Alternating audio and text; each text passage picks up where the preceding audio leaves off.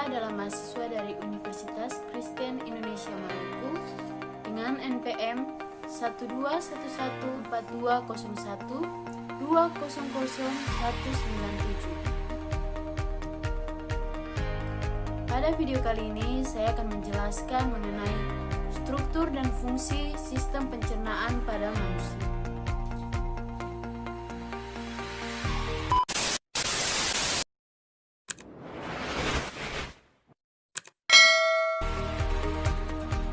Makanan diproses dalam tubuh melalui 4 tahap, yaitu ingesti atau proses memasukkan makanan ke dalam mulut, digesti atau pencernaan, absorpsi atau penyerapan, dan defekasi atau pengeluaran. Pada saat makanan masuk ke dalam mulut, proses pencernaan dimulai.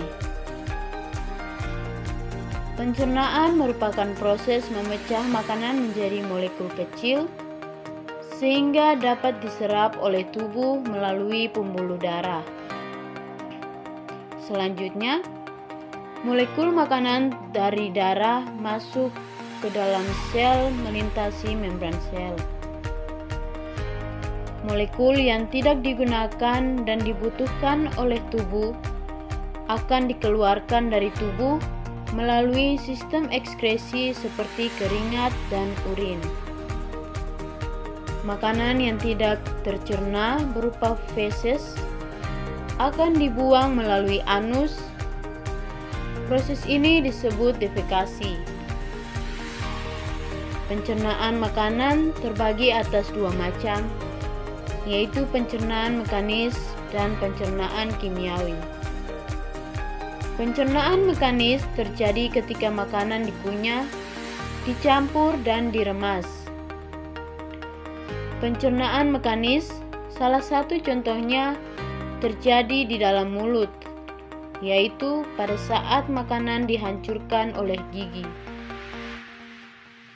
Pada pencernaan kimiawi, terjadi reaksi kimia yang mengurai molekul besar menjadi molekul yang lebih kecil.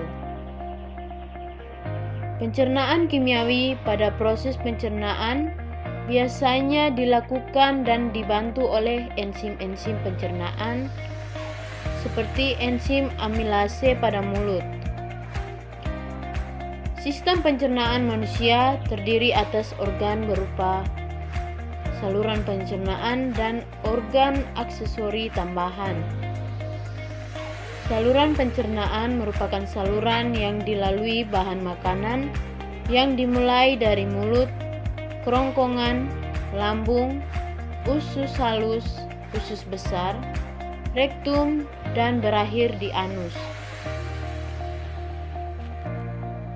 Lidah, gigi, kelenjar air ludah atau kelenjar saliva, hati, kantung empedu, dan pankreas merupakan organ aksesori yang membantu pencernaan mekanis dan kimiawi.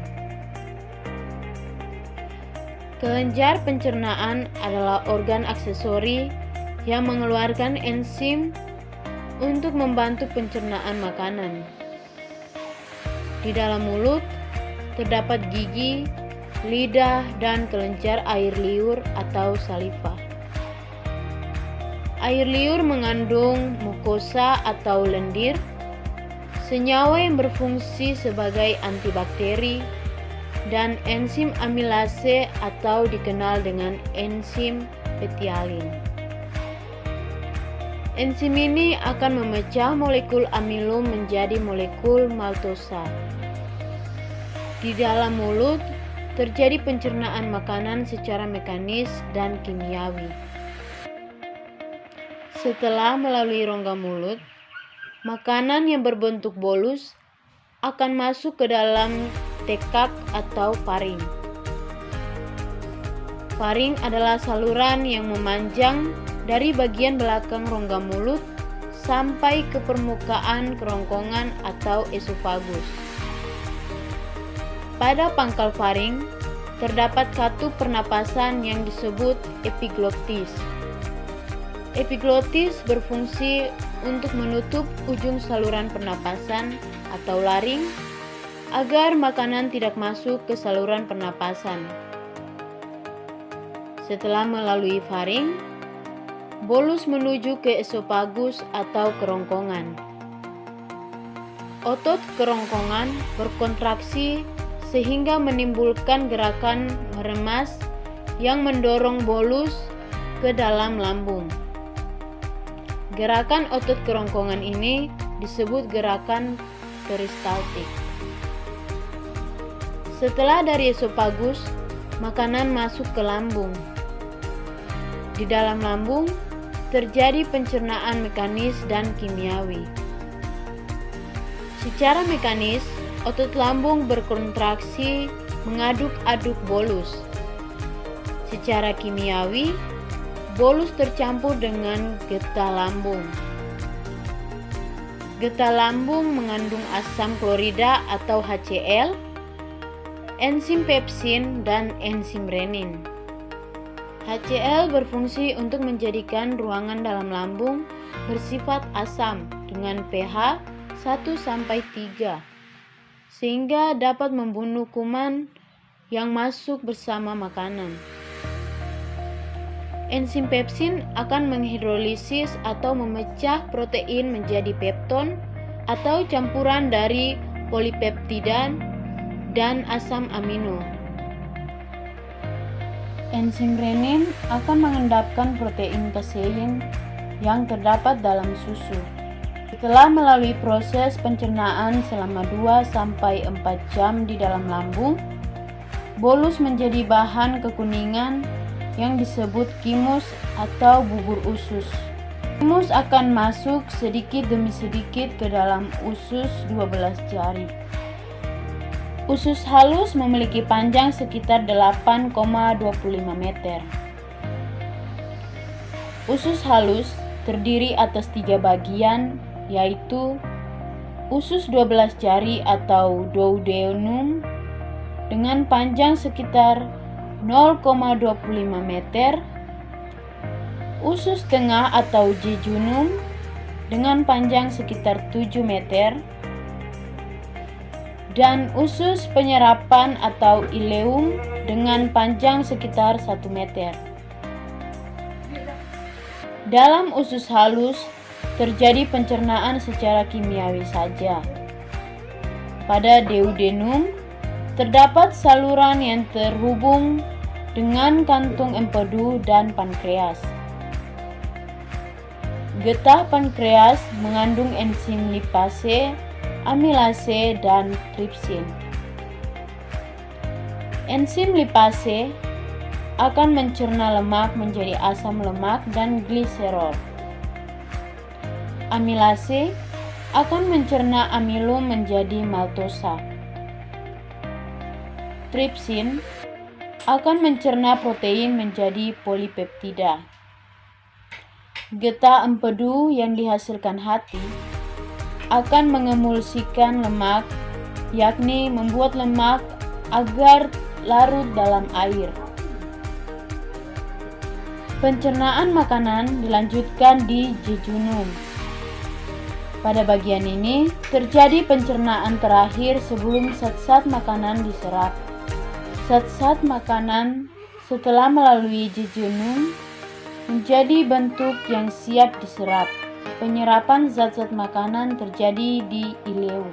Glukosa, vitamin yang larut dalam air, asam amino, dan mineral setelah diserap oleh villi usus halus akan dibawa oleh darah menuju hati dan diedarkan ke seluruh tubuh. Struktur usus manusia memiliki lipatan-lipatan baik bagian luar maupun bagian dalam. Semakin luas bidang permukaan bagian dalam usus, semakin banyak villi yang terdapat akan menyebabkan proses penyerapan yang terjadi juga akan semakin efektif.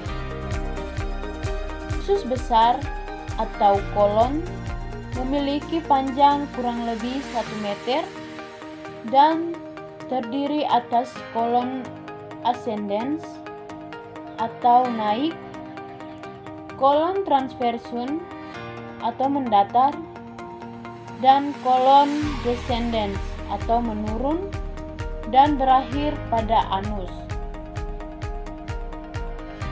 Di dalam usus halus dan usus besar terdapat usus buntu atau sekum. Pada ujung sekum terdapat tonjolan kecil yang disebut umbai cacing atau appendix yang berisi massa sel darah putih yang berperan dalam imunitas. Bahan makanan yang sampai pada usus besar dapat dikatakan sebagai zat-zat sisa. Zat-zat sisa berada dalam usus besar selama 1-4 hari. Zat sisa tersebut terdiri atas sejumlah besar air dan bahan makanan yang tidak dapat dicerna, misalnya selulosa. Usus besar berfungsi mengatur kadar air pada sisa makanan. Bila kadar air pada sisa makanan terlalu banyak, maka dinding usus besar akan menyerap kelebihan air tersebut. Sebaliknya, bila sisa makanan kekurangan air, maka dinding usus besar akan mengeluarkan air dan mengirimnya ke sisa makanan.